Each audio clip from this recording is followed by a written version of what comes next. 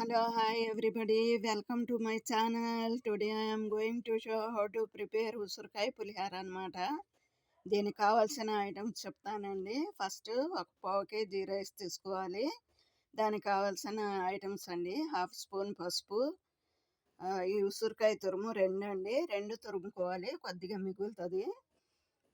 అలాగే 5 ఎండుమిరగాయలు, కొద్దిగా పప్పులు, అలాగే పల్లీలు అనమాట. 2 స్పూన్స్ తిరమాత దినుసులు, 4 టీ స్పూన్స్ పల్లీలు, 5 ఎండుమిరకాయలు, తగినంత సాల్ట్ అనమాట.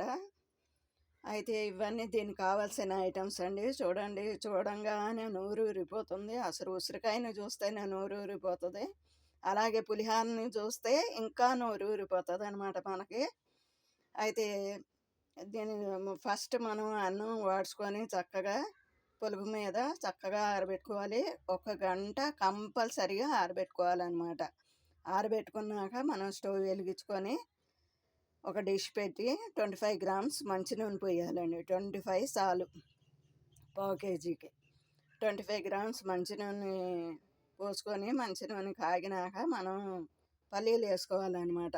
4 స్పూన్స్ వేసుకోండి పల్లీలు. 4 స్పూన్స్ వేసుకున్నాక 2 స్పూన్స్ తిరమాత దినుసులు. ఆవాలు ఎక్కువగా ఉంటే ఇంకా బాగుంటుందండి పులిహార.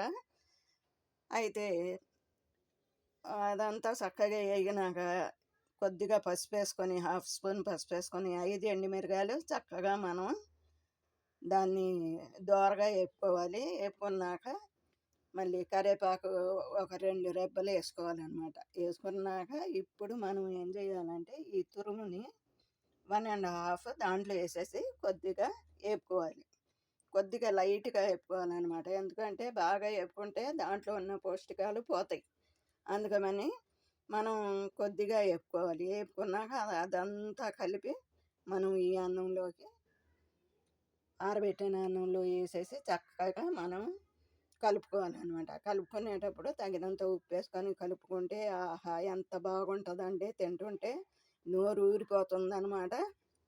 నేను చేశాను, టేస్ట్ కూడా చూడలేదు. నోరు ఊరిపోతుంది. మీకు కూడా నోరు ఊరిపోతుంది. చూస్తుంటేనే నోరు ఊరుతుంది కదండి. అయితే దీంట్లో చాలా పౌష్టికాలు ఉన్నాయండి. పల్లీల్లో చాలా పౌష్టికాలు ఉన్నాయి. అలాగే ఉసిరికాయలో కూడా చాలా పౌష్టికాలు ఉంటాయి అన్నమాట. ఆరోగ్యశ్రీ అని దీన్ని అంటారు. మనకి తెలుసు, అయినా సరే మనం వాడము. ఇప్పుడు మనకి ఉసిరికాయలు దొరికే సీజన్ కదండి. మనం ఏం చేయాలంటే ఇలా వంటల్లో కొద్ది కొద్దిగా వేసుకొని పిల్లలకి అలవాటు చేయాలి. అలాగే పిల్లలకి ఒక కాయ ఇచ్చి తినమ్మా అనాలి. తిన్నాక మంచినీళ్ళు ఇస్తే అజీర్తి ఏమన్నా ఉంటే పోతుంది అంటాను అండి. అజీర్తి ఉండదు ఇది తింటే. పెద్దవాళ్ళకేంటి, మనకేంటి, పిల్లలకేంటి అజీర్తి ఉండదు. అందుకని మనం రోజు ఒక ఉసిరికాయ తినాలి. దీంట్లో ఒక టిప్ ఏంటంటే, వేడి నీళ్ళు ఉంటాయి కదండి, దాంట్లో ఉసిరికాయని 4 పీసెస్ చేసి వేసేసి చక్కగా చిన్నపిల్లలకి స్నానం చేపిస్తే ఆరోగ్యంగా ఉంటారంటండి. ఇది చాలా మంచి టిప్ అండి. మర్చిపోకుండా పాటించండి చిన్నపిల్లలు ఉన్నోళ్ళు. అలాగే మనమైనా చేయొచ్చండి. మంచి ఆరోగ్యం అంట. పెద్దోళ్ళేంటి, పిల్లలేంటి, మనమేంటి చేయొచ్చంట. అట్లా చేయండి స్నానాలు, మంచి ఆరోగ్యం.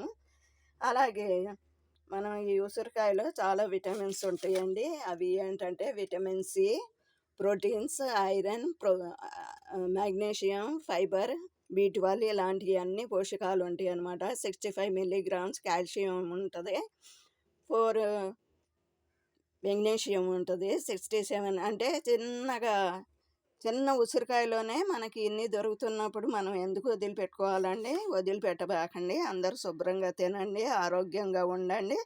అలాగే గ్లో వచ్చే టిప్ ఒకటి చెప్తానండి.